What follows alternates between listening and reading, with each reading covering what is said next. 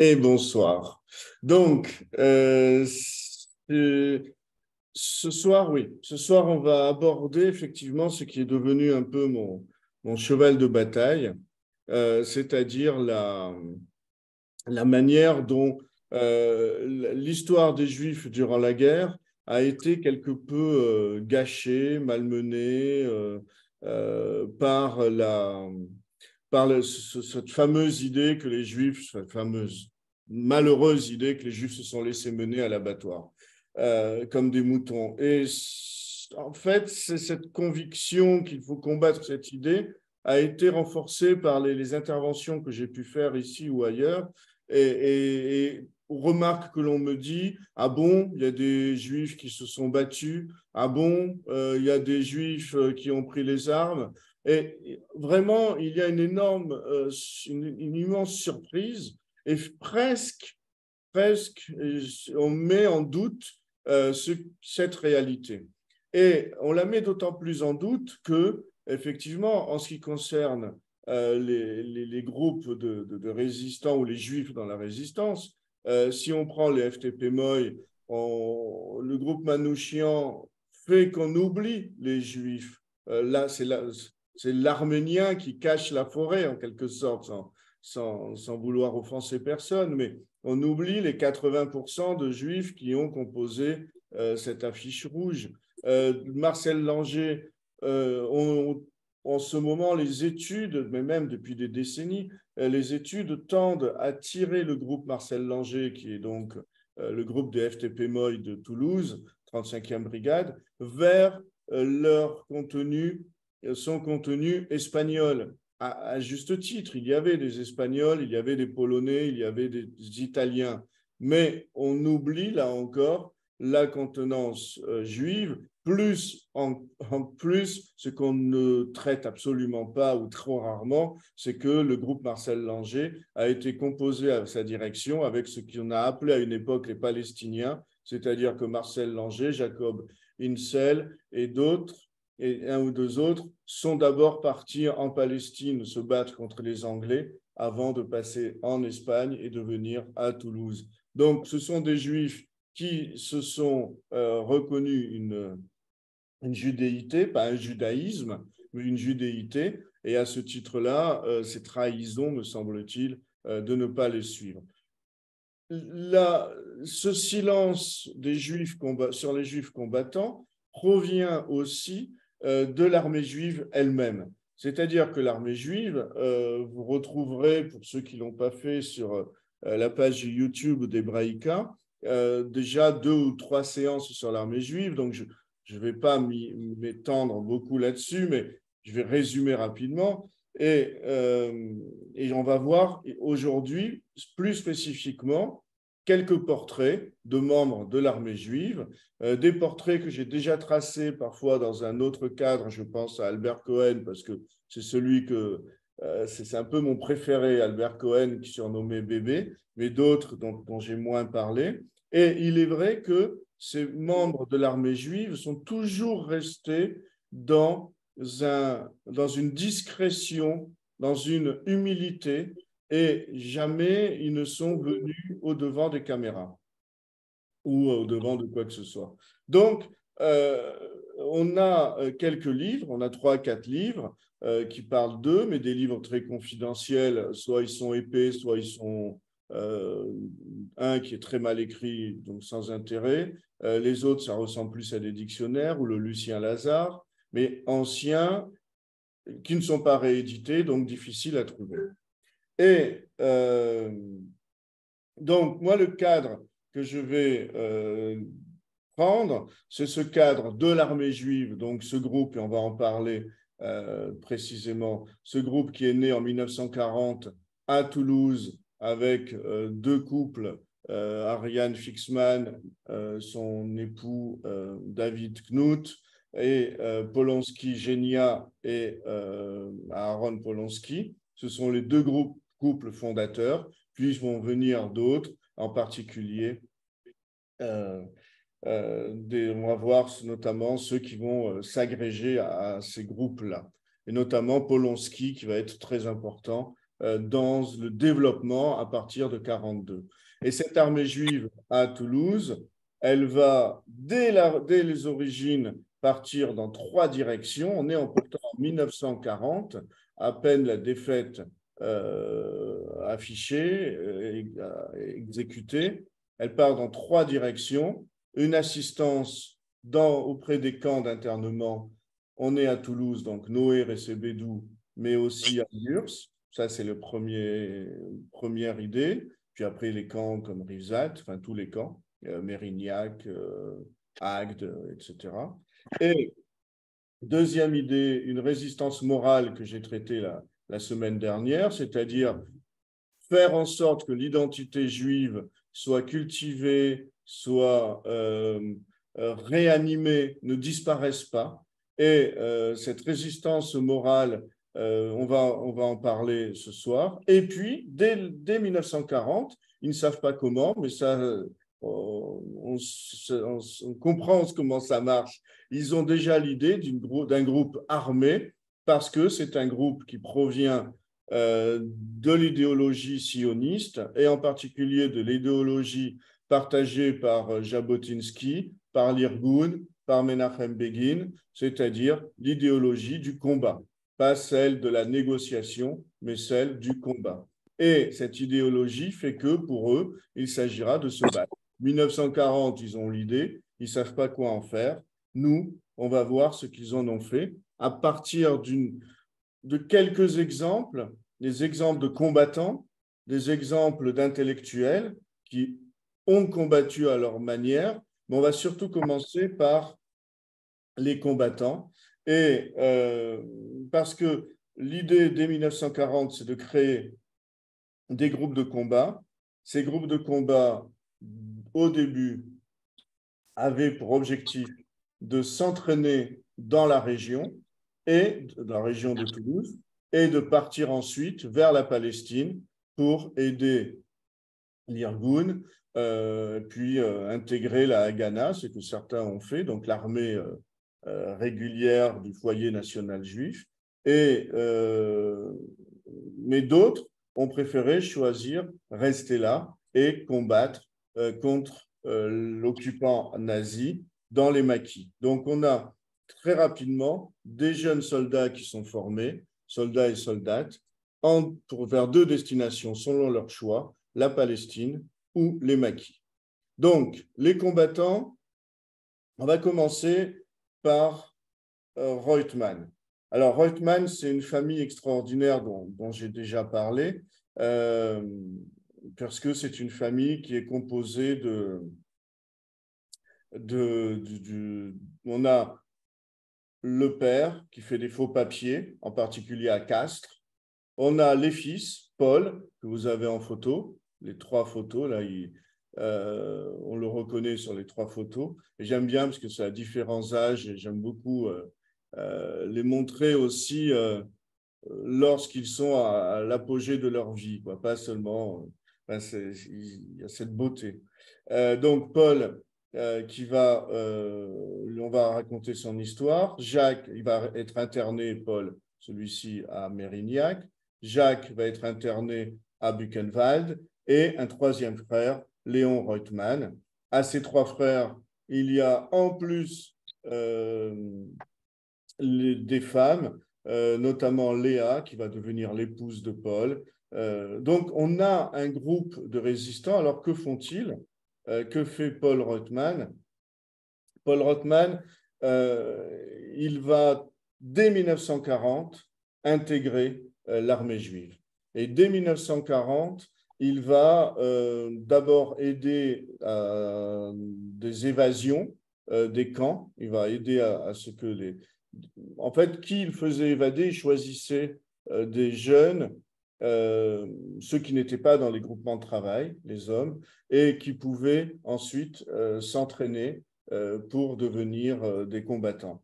Et puis, par exemple, en août 1942, à la suite des rafles d'Aulus-les-Bains, beaucoup de Juifs vont quitter, il y en a près de 250 Juifs, vont quitter Aulus-les-Bains, où il y avait près de 400 Juifs assignés à résidence au pied de l'Ariège, et il va enfin, ce sont les Juifs d'Aulus-les-Bains, de Lacaune, qui vont venir se cacher à Toulouse et il va s'occuper de toute l'organisation pour les faire venir, pour ensuite, pour les disséminer, pour les cacher ou les faire partir vers l'Espagne.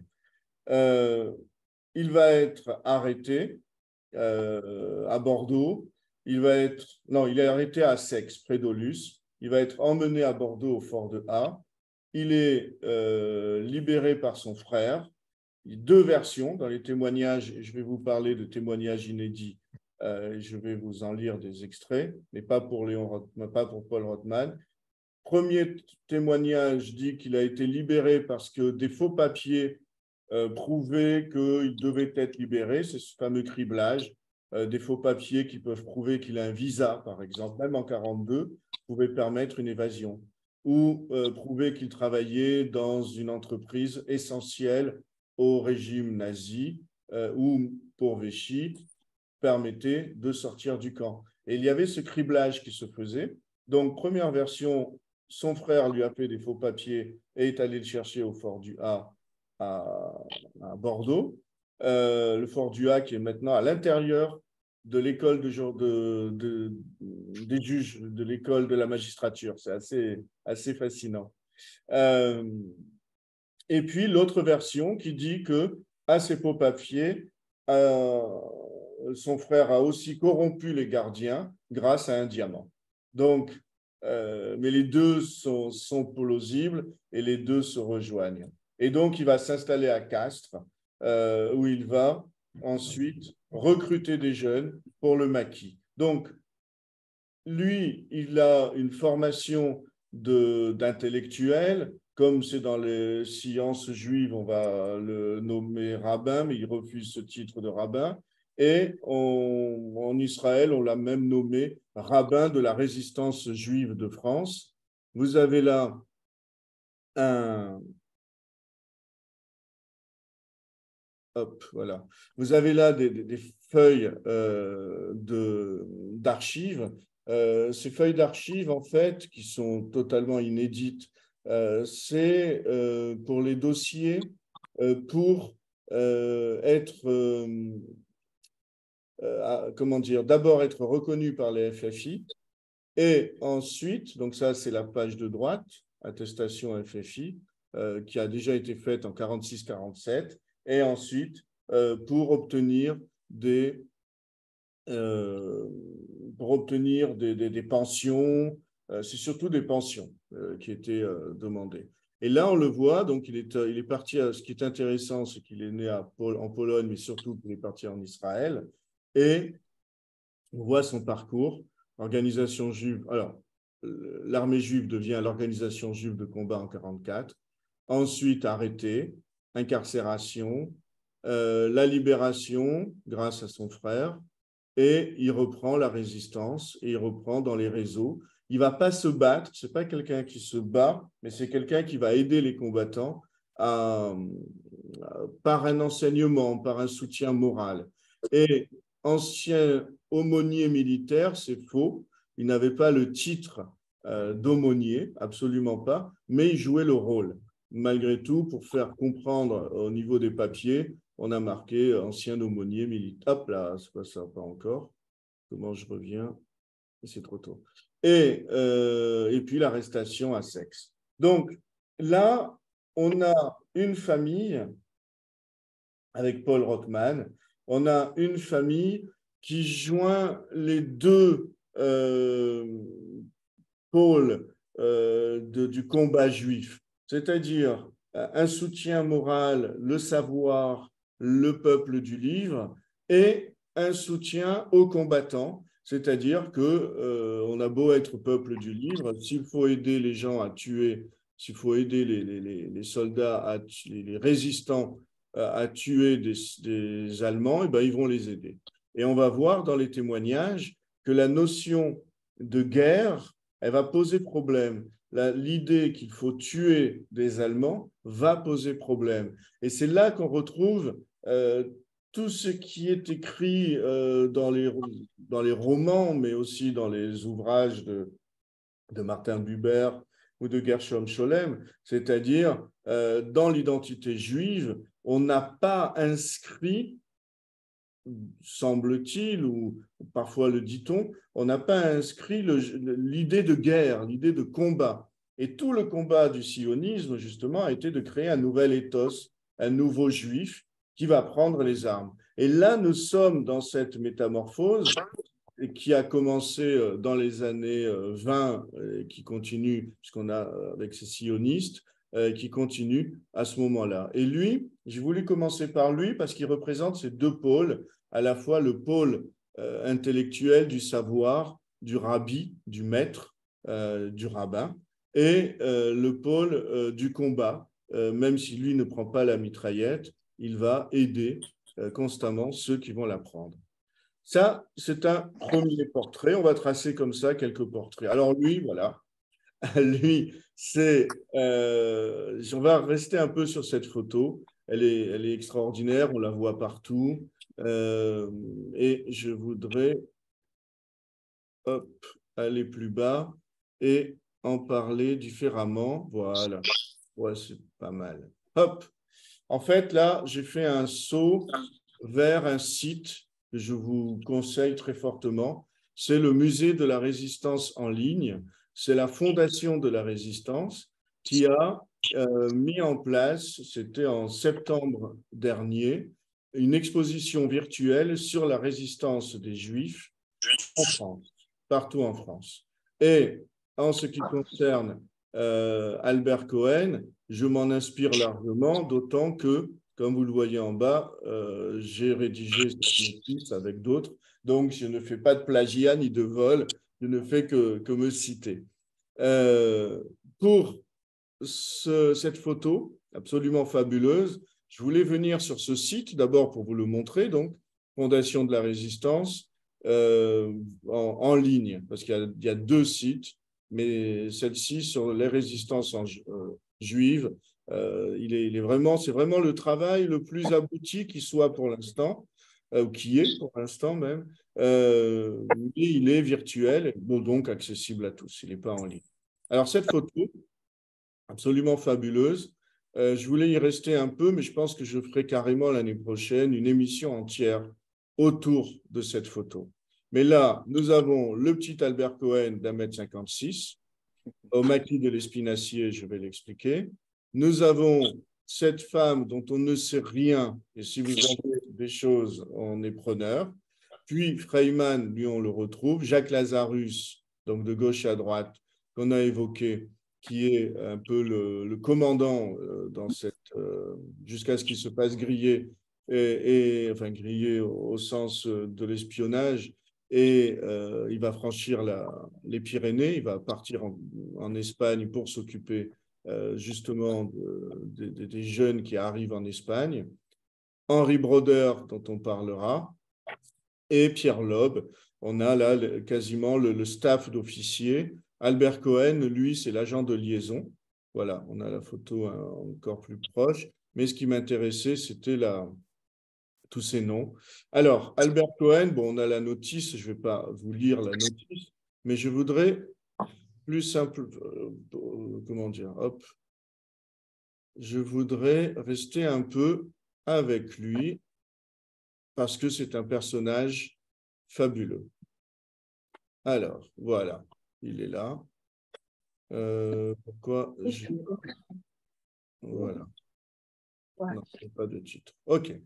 Alors, Albert Cohen, le plus simple, je peux vous en parler, mais le plus simple, bon, il était officier, il a été démobilisé, très vite, il est venu s'engager dans l'armée juive. Et je vais vous lire, pas son témoignage, mais une petite partie de son témoignage, parce que j'aime beaucoup la première personne, et j'aime beaucoup la manière dont ils écrivent leur propre témoignage. Mais d'abord, ces témoignages ont été récupérés par Annie Latour, et je voudrais rendre hommage à Annie Latour. Voilà. Hop. Et Annie Latour, voici ce qu'elle dit. J'ai ça. OK. Voici ce qu'elle dit d'Albert Cohen. Albert Cohen, appelé bébé par tous ses camarades, est l'image même de la fidélité. Second de Polonsky, il était homme de liaison. C'est pour ça qu'il est sur la photo. Il faisait la liaison entre le maquis et Toulouse, où était le centre de commandement. On le trouvait partout où il y avait des missions dangereuses à remplir. Il faisait des passages vers des Pyrénées, portait des consignes du comité directeur au maquis, des messages du maquis au comité directeur, et rares étaient les cas où ses valises n'étaient pas remplies d'armes. Le voyant passer à toute vitesse sur son vélo, on disait « Voici bébé sur son cheval ». Alors, comment il est arrivé à Toulouse? Donc, il a été sous-officier dans l'armée, démobilisé à la défaite, et comme il n'a pas été fait prisonnier, et comme il était juif, il ne pouvait plus rejoindre l'armée. Donc, rien du tout. Et rejeté de l'armée. Et il arrive à Toulouse le 2 décembre 40, parce que son frère est là. Alors, je vous lis quelques extraits de son témoignage. Nous nous adressons à la synagogue, donc rue Palapra. Et là, on nous indique qu'il existe un cercle d'études avec des cours d'hébreu. Ce cercle était dirigé par David Knut et il était déjà, au début de 41, un moyen pour recruter les membres de la résistance future. Et tout de suite, comme c'est un ancien officier, un soldat, ils vont tout de suite l'engager et ils vont lui donner une mission. Sa mission, c'est d'ouvrir une boutique de pièces détachées, une boutique d'électricité qui va servir de couverture. Celle-ci se trouvait précisément 17 rue des Remparts. C'est faux, c'est pas au 17, mais c'est la mémoire, c'est le témoignage, et c'est intéressant la fragilité du témoignage, parce que le 17 rue des Remparts, c'est le commissariat central de l'époque, là où va être arrêté Marcel Langer, bastonné, il va être bastonné là-bas, avant d'être envoyé à la prison Saint-Michel. Et donc, ce n'est pas au 17. Et j'ai retrouvé un autre témoignage qui indique le 2 rue du Rempart Saint-Étienne, ce qui est beaucoup plus juste, parce que c'est en face de la police. Et dans cette boutique d'électricité, l'arrière de la boutique servait à faire des faux papiers, pas seulement. J'étais sous-officier. Polanski m'a proposé de participer à l'instruction militaire des jeunes. Donc c'est ça, là on est dans les combattants, ceux qui vont se battre complètement. C'est à cette occasion que j'ai fait la connaissance d'Alfred Nakache, le champion de natation. Lui-même était juif algérien et très sympathisant à la cause juive. Il avait tout un salon de gymnastique et c'est là que nous faisions l'éducation physique. C'est dans la rue qui est perpendiculaire à la rue du Languedoc. Et Albert Cohen, il avait rejoint, je vous rappelle, son frère à Toulouse, son frère qui s'appelle Simon, et qui complète le témoignage d'Albert. Je viens de quitter mon travail. Rendez-vous m'a été donné rue du Languedoc, à l'académie du fameux champion Alfred Nakache. Je rentre et aussitôt je vois des visages nombreux et familiers. Nous nous mettons en tenue légère et sous la direction de Nakache, nous accomplissons 1 heure de mouvement, jeu, etc. Nakache est un garçon charmant qui a un caractère doux, contrastant curieusement avec sa carrure de nageur de première classe. Il est sympathisant avec des jeunes qui l'entraînent. Il n'a pas la curiosité d'en savoir davantage. Et cette phrase, elle est terrible, mais c'est une phrase qui date de 1976. Donc, je recommence. Il n'a pas la curiosité d'en savoir davantage. S'il l'avait fait, peut-être n'aurait-il pas été déporté. Et nous savons que non seulement il a été déporté, mais que sa femme et que sa fille de 3 ans ont été, elles, assassinées. Toujours, ensuite, il va faire agent de liaison un peu partout en France parce que l'armée juive va s'étendre en France et chaque ville a en quelque sorte un héros. Par exemple, à Lyon, le héros de la résistance juive, c'est Ernest Lambert. Bien, Ernest Lambert faisait à peu près le même travail qu'Albert Cohen, dit bébé, c'est-à-dire qu'il avait une boutique qui servaient de repère, de refuge, et les armes pouvaient passer dans les radios, quoi, des postes de radio. Et donc, il va à Lyon, c'était lui, et il va former le corps franc. Alors, ça, c'est hyper intéressant, parce que dès le début, donc, on a, comme je vous l'ai dit, l'idée de faire, enfin, ils ont l'idée de faire de l'armée, quoi, des soldats. Alors, c'est quoi un corps franc? Un corps franc, c'est un groupe de soldats prêts à se battre, armés, et dans la ville, ils font de la guérilla urbaine, ou bien, et aussi, ils protègent les réunions de la direction. Donc, c'est ce que fait Albert Cohen. Il crée le premier corps franc de l'armée juive à Toulouse, et il va ensuite le faire à Nice, à Lyon, à Megève et à Paris.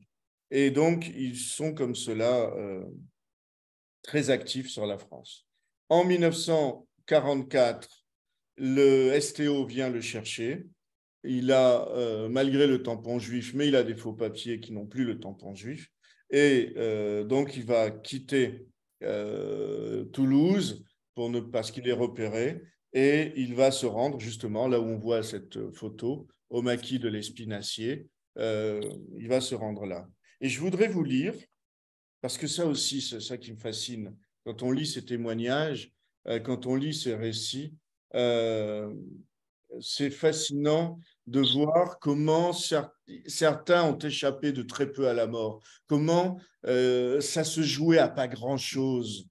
Et on le sait dans toutes ces histoires, dans ces 6 millions de morts juifs, dans ces 75% de la population juive de France qui a été sauvée, ça se joue à pas grand-chose. Et je voudrais vous lire un récit un peu long, pas très long, mais un paragraphe, mais qui montre comment ça se joue à rien. Donc, il est au maquis, il est avec Jacques Lazarus, qui est sur la photo, et René Capel, dont j'ai parlé la semaine dernière, qui était le rabbin, et qui était, lui, un aumônier, un vrai. Donc, en arrivant à Castres, nous rencontrons René Capel, qui nous annonce qu'on venait d'arrêter tout un convoi qui venait de se former avec, entre autres, Jacques Reutemann, donc le frère de Léon dont je parlais tout à l'heure. Nous marchions dans les rues de Castres. J'avais mes grosses chaussures, mon havre-sac, mon appareil photo. Et tout à coup, nous nous voyions interpellés par 2 Allemands à bicyclette. Ils nous avaient croisés, puis ils se retournent et reviennent vers nous, s'arrêtent et nous demandent « Vos papiers ?» Nous n'en menions pas large et nous nous mettons à chercher nos papiers qui, bien entendu, étaient tous faux. Mais voilà qu'après avoir regardé les papiers, ils s'avisent que j'ai un appareil photographique. Au maquis, j'avais pris des photos de notre groupe en armes, la photo que vous avez sous les yeux. Si les Allemands avaient trouvé ces photos, j'étais bon pour être immédiatement fusillé. On est en 1944. Je vous rappelle qu'en 1944, la situation de la France a changé. Elle est devenue un pays ennemi et que l'armée allemande, la Gestapo en particulier, mais les autorités, tout le personnel allemand n'est plus obligé d'en référer à la police française, à la police de Vichy. Et c'est à ce moment-là que les arrestations se font plus nombreuses et que les exécutions se font de manière très répétée et de manière quasi systématique. C'est à ce moment-là qu'on va vider, par exemple, la prison Saint-Michel pour des exécutions sommaires, sans jugement. Et on cherche encore l'identité de certains corps qui ont été retrouvés plus tardivement. Donc, j'étais bon pour être immédiatement fusillé. Ouvrez cet appareil, me dit l'Allemand. Je l'ai ouvert du côté de l'objectif. Voilà, je l'ai ouvert du côté de l'objectif et l'Allemand ne s'en est pas rendu compte. Ainsi, j'ai pu garder cette pellicule. Donc, je ne sais pas comment fonctionne l'appareil photo, mais en tout cas, il a pu berner l'Allemand et comme si l'appareil était vide. Une fois que les Allemands se sont éloignés, Capel en a entendu un qui disait « J'aurais été content de les embarquer, ces 3-là. » Et il nous a dit, c'est Capel, « Dépêchez-vous et disparaissez. Avec Lazarus, nous nous sommes embarqués en toute hâte dans le train. Donc, ils sont partis. Et puis, il raconte une autre arrestation, rue Tripierre, dans laquelle Friedman a été le seul arrêté. Là aussi, c'est un peu long, mais je ne vais pas le lire en entier. Puis, il raconte l'arrestation de la rue de la Pomme, que j'ai déjà raconté aussi, dans laquelle Ariane Fixman a été immédiatement assassiné par la milice. Ce qui est intéressant, c'est que rue Tripierre, en fait, 1944, l'étau se resserre. Il y a à la fois des dénonciations, pas de trahison, et ça, Polonsky le dit très souvent. Très étonnamment, il n'y a pas eu de trahison. Aucun membre de l'armée juive n'a été retourné. Mais on a les dénonciations. Et dans les archives de Polonsky, je retrouve notamment des plans pour mettre à mort les dénonciateurs. Donc, c'est une guerre, une vraie guerre. Bon, là, en tout cas, simplement, rue Tripierre, il y a des soldats partout. Il y a vraiment un guet-apens. Et dans ce guet-apens, à la fois Polonsky parvient à s'en tirer et Albert Cohen. Donc, et Albert Cohen, comment il s'en est tiré? Ben, simplement, il est passé, il a resserré sa cravate pour se donner une contenance et les Allemands lui ont rien demandé. Et donc, de l'autre côté, c'est son témoignage, de l'autre côté de la rue Tripierre, donc rue de la Bourse, se trouvaient Lazarus et d'autres camarades qui avaient également rendez-vous et qui m'ont vu passer à travers le barrage des miliciens.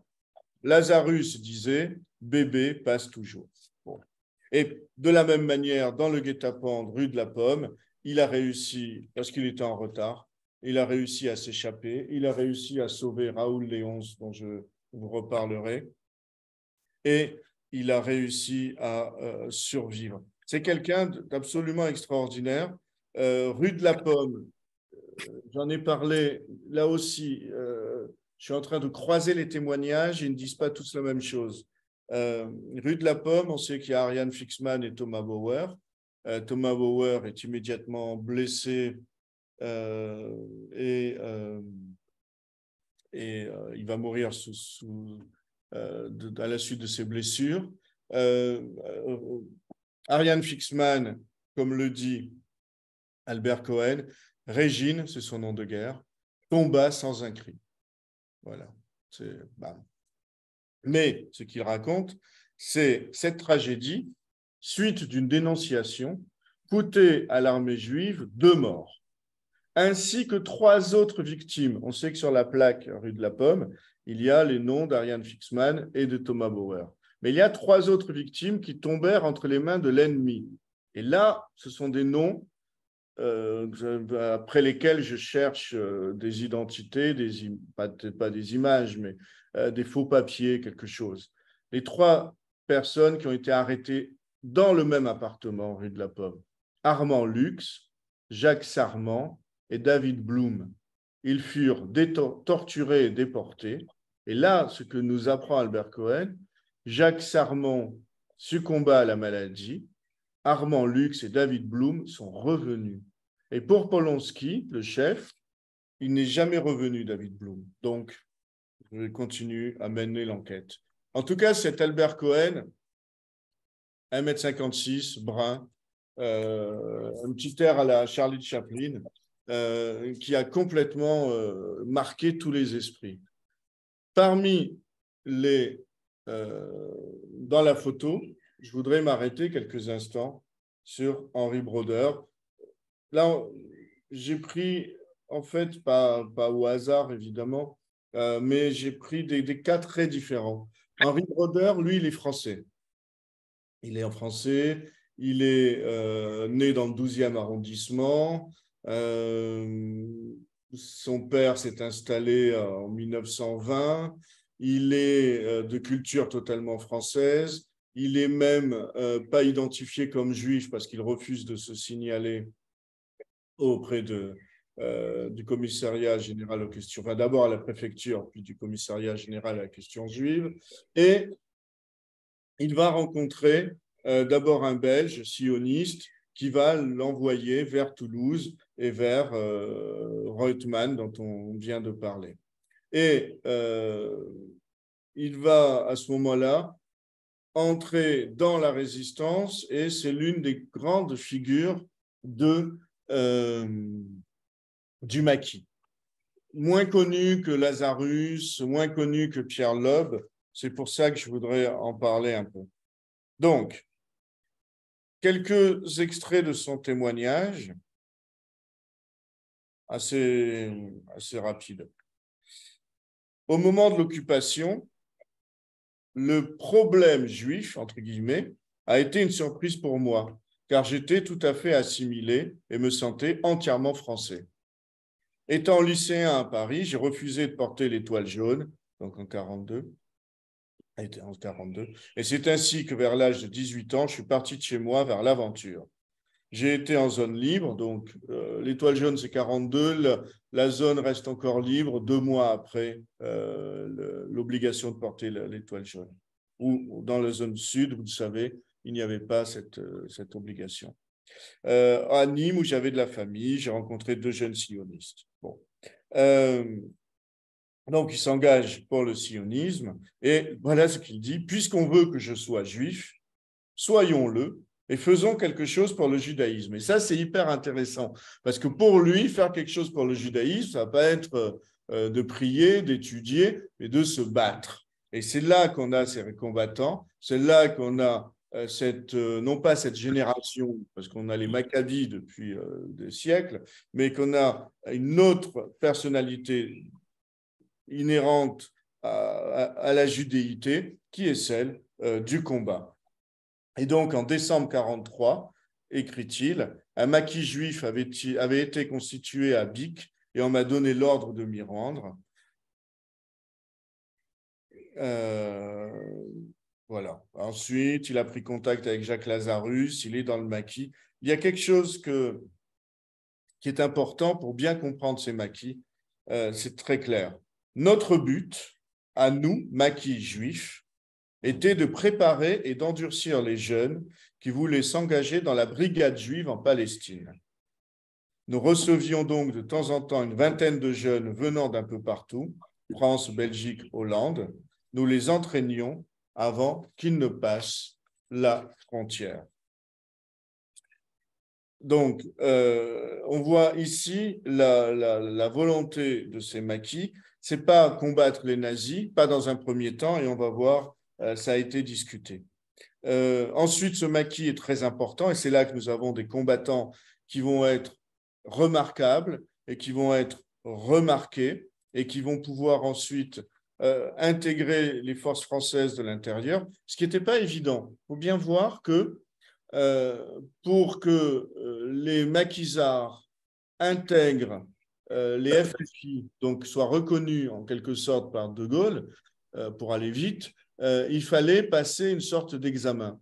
Et il fallait, à ce moment-là, faire en sorte de le... On va voir pour Raoul Léon s'il ne va pas réussir. Il ne va pas réussir le premier examen. Mais les maquis, ceux qui étaient dans ces maquis, en général, n'avaient pas de problème, sauf Raoul Léonce. On verra pourquoi. Il y a quelque chose... Bon, il y avait une attaque du 20 juillet. Non, c'est lui qui raconte une histoire absolument très intéressante. C'est que, voilà. L'attaque du 20 juillet, ils ont fait des prisonniers allemands. Ils ont fait des soldats prisonniers. Sauf qu'ils ne savaient pas quoi en faire. Ils ne voulaient pas les fusiller sur place. Ce n'était pas dans leur idée. Faire la guerre consistait à se battre, consistait à tuer au sein du combat, mais pas à tuer des prisonniers. D'autant que c'est un crime de guerre. Donc, ils ont relâché ces prisonniers allemands. Sauf que ces prisonniers allemands, une fois relâchés, vont réintégrer la Wehrmacht et vont à nouveau se battre. Et c'est là qu'il y aura, à ce moment-là, de grandes pertes pour tout le monde. Et donc, comme il écrit, naturellement, La colère a grondé parmi nous. Et quand plus tard nous avons tendu des embuscades aux Allemands qui se repliaient, nous n'avons pas fait de prisonniers. C'est magnifique, c'est magnifique. C'est magnifique dans la faiblesse de l'humain, dans ce trait d'humain. On ne veut pas céder, on ne veut pas devenir des bourreaux, on ne veut pas devenir des tueurs, mais la guerre nous y amène et finalement, on n'a pas le choix. Et puis, ce qu'ils disent tous, c'est qu'ils n'en veulent pas aux Allemands. C'est un peu comme Marcel Langer ou Manouchian dans sa fameuse lettre On n'en veut pas aux Allemands. Mais ce qu'il dit, c'est qu'à l'époque, ils n'avaient pas conscience de la Shoah.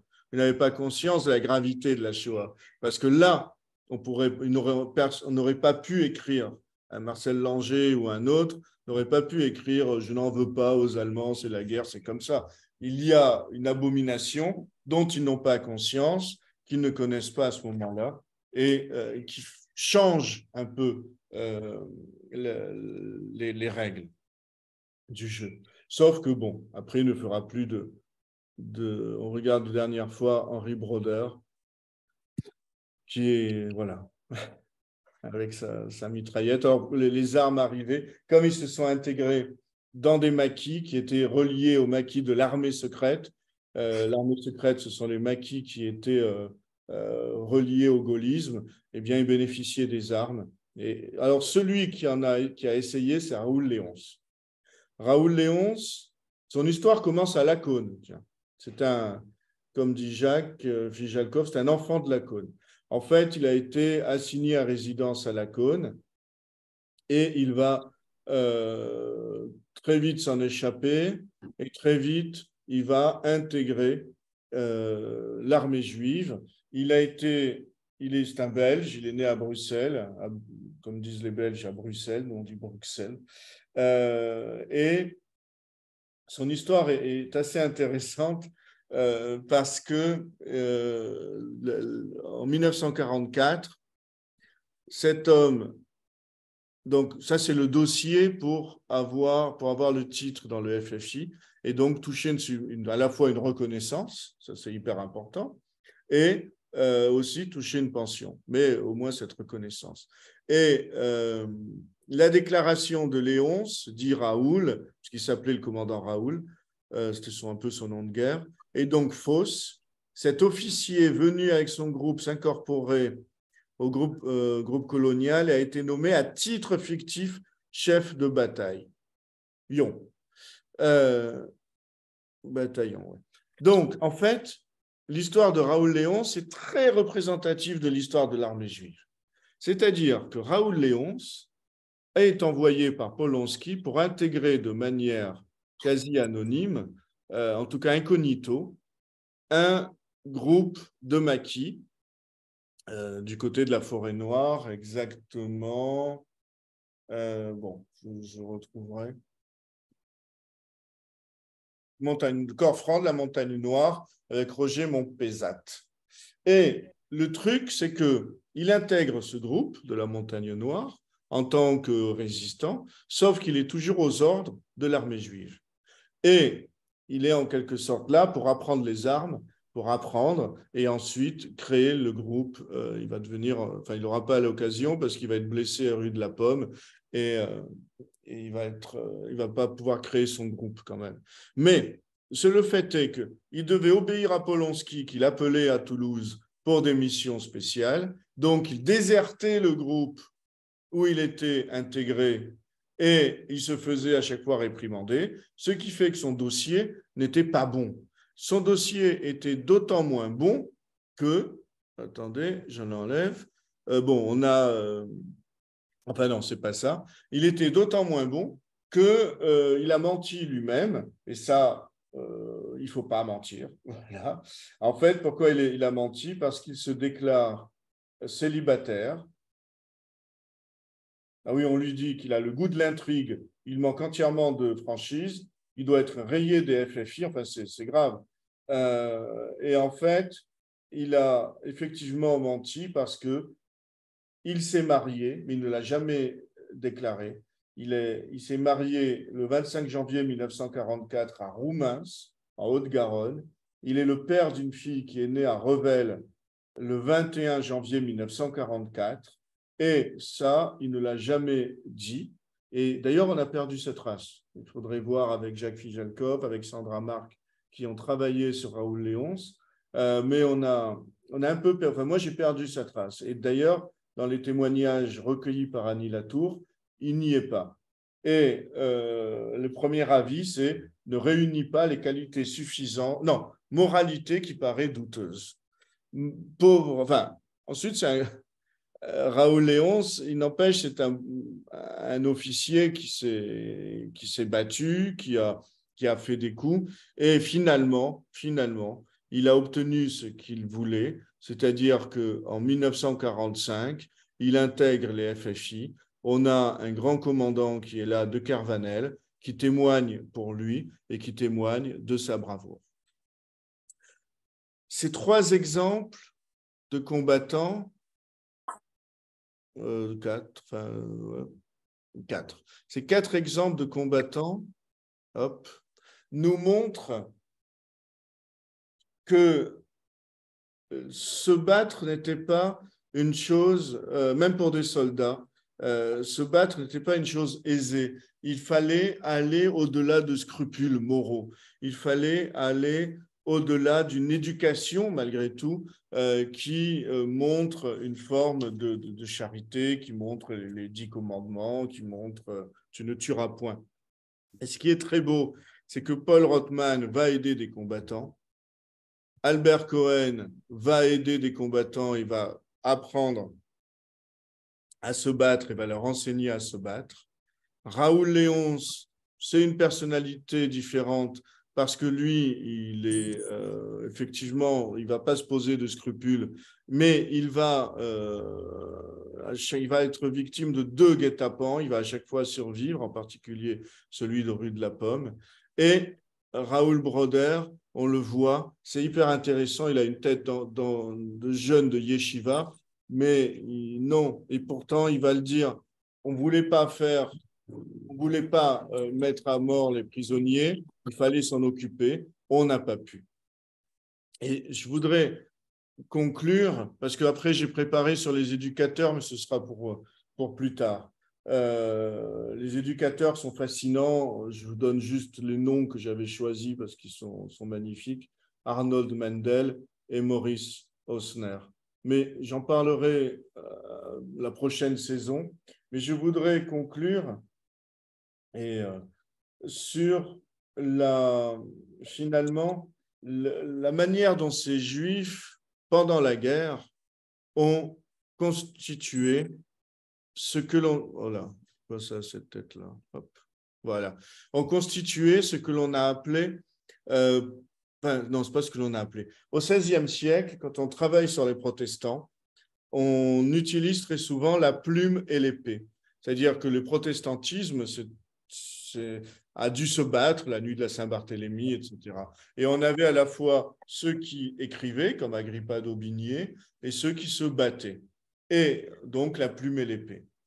Ici, pour la résistance juive, je vois bien une formule comme l'esprit et le revolver. C'est-à-dire qu'on a exactement la même dialectique et la même complémentarité, c'est-à-dire on n'a jamais affaire, comme chez les protestants, à des brutes épaisses qui vont se battre et ce sont des mercenaires, ou rarement, mais on a affaire à des esprits qui ont choisi de se battre.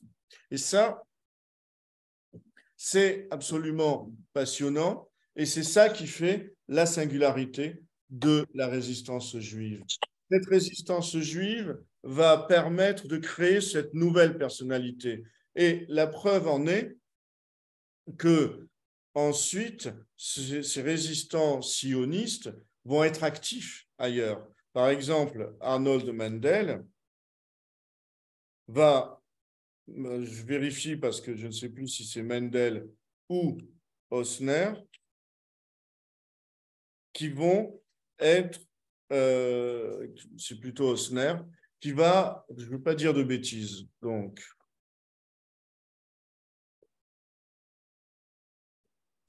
il y en a un des deux qui a participé à l'Exodus, qui a participé, donc c'est pas lui. Donc, c'est Arnold Mendel, qui a participé à l'Exodus, dont on commémore d'ailleurs lundi, l'Exodus c'était 1947, on commémore lundi ce fameux bateau qui est parti et qui a connu le sort que l'on connaît, enfin, qui a rencontré le sort que l'on connaît, puisqu'il n'a pas pu débarquer en Palestine, qui deviendra Israël. Et on a ainsi moi, ce que je voudrais rendre hommage à ces gens parce que on a l'impression qu'Israël a été créé par, certes, des Sabras, qu'Israël a été créé par des hommes et des femmes qui sont venus d'Europe de l'Est dans les années 20, mais Israël a aussi été créé à partir de la fin de la guerre, à partir de 1945, par ces hommes et ces femmes qui se sont battus en France, qui ont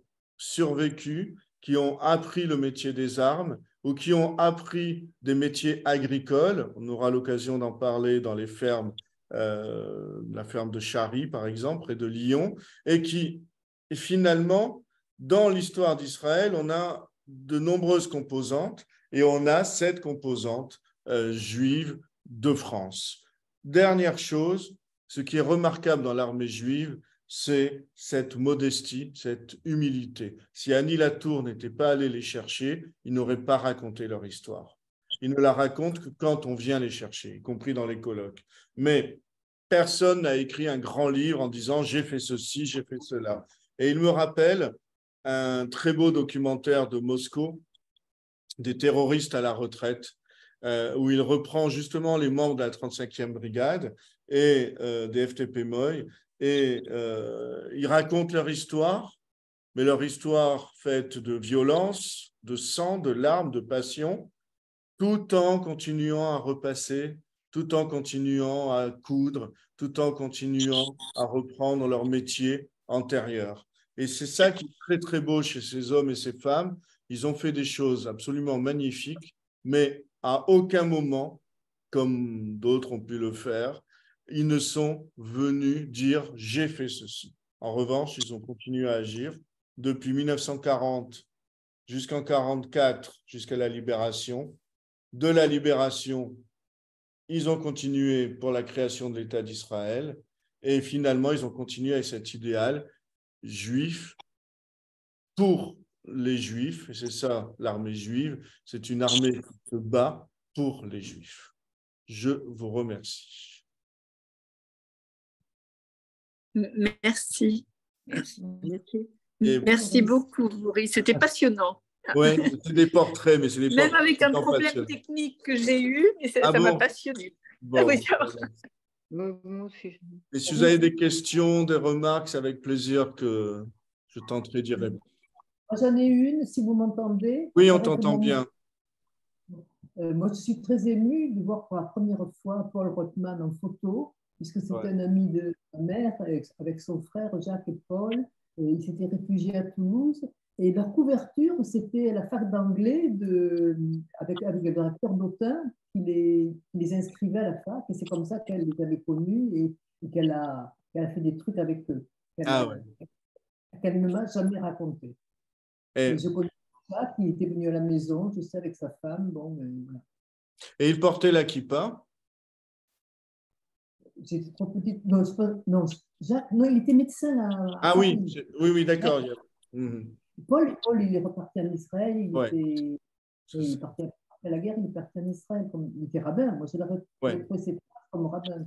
Je n'ai jamais trouvé de leurs traces et c'est toi qui m'as fait découvrir. Parce que j'ai cherché. C'est une famille extraordinaire. Hein. Une famille extraordinaire, totalement inconnue. Totalement inconnue. Oui, il n'y a aucune trace. J'avais demandé même à Monique Lise-Cohen si elle les connaissait. Pourtant, dès le début, ils étaient là. Hein. Dès le début, il y avait Rothman. Et ils reviennent constamment par rapport à la synagogue Palapra et à ce groupe d'études, les noms de Rothman, Osner et il s'appelait Strauss et il devient Claude Vigée. Et donc, on a ce groupe-là qui sera en permanence actif. Et dès le début. Donc, bon, après, Après, elle n'avait pas, enfin, je ne sais pas. Mais ils sont là. Ils sont là et bien là. Et on doit leur rendre, enfin, ils font partie de tous ces gens à qui il faudrait rendre hommage. Mais ils sont, mon problème, c'est que, enfin, notre problème, c'est qu'ils sont tellement nombreux, on ne sait plus quoi faire, quoi. On n'a pas de nom de rue, on n'a pas de plaque, on n'a rien. Il y a un chantier pour 50 ans à venir. Parce que c'est long faire des choses, on le sait, hein. Mais il y a un chantier immense. Moi, ça me touche beaucoup, personnellement. Merci. Merci. Merci, Maurice. Bon, bah écoutez, je vous Merci remercie beaucoup. d'avoir assisté. On continue. Je ne sais plus ce qui s'annonce les semaines à venir. Normalement, c'est Anne qui nous annonce le programme. Mais je vais Il faut mettre sur Facebook parce que la semaine dernière, je n'ai pas été au courant. Non, si. Non, Là, non. j'ai su par Facebook. Oui, oui. De toute façon, ça apparaîtra à nouveau sur Facebook. Ce Sur qui le site nous attend, Anne est allée le chercher. Oui, je ne pense pas aller voir le site. Je ne sais plus, je sais que je l'ai écrit par là, mais en tout cas, il y a des séances chaque semaine et Je ne pense pas. Je sais plus où je l'ai mis. moi non plus. On l'a envoyé, on l'a écrit partout. Je ne sais pas. Mais en tout cas, si vous n'y êtes pas, regardez Facebook. On l'a envoyé aussi aux adhérents de. Pour ça, même la lettre, je ne la retrouve pas. On l'a envoyé aux adhérents d'Hebraïca. En tout cas, on vous donne rendez-vous la semaine prochaine à la même heure. C'est Easy, si ma mémoire est bonne. C'est Easy. Ouais, c'est le 15, c'est pas le 8. Ouais. Ah, c'est le 15. Merci, Claude. D'accord. Et le 2, c'est Roger. Voilà, le 15, c'est ici. Le 22, c'est Roger. Et le 29, on se retrouve tous les trois pour vous dire au revoir. Et on ne pourra pas partager une coupe de champagne, mais on vous embrassera par écran interposé. En tout cas, merci d'avoir assisté. Rendez-vous sur la page YouTube qui fonctionne très bien et diffusez-le autour de vous. Et à très bientôt. Merci, bonne soirée. Au revoir. Merci. Ciao. Au revoir, Maurice. Au revoir. Bye, Tout le monde. Au revoir, tout le monde. Au revoir.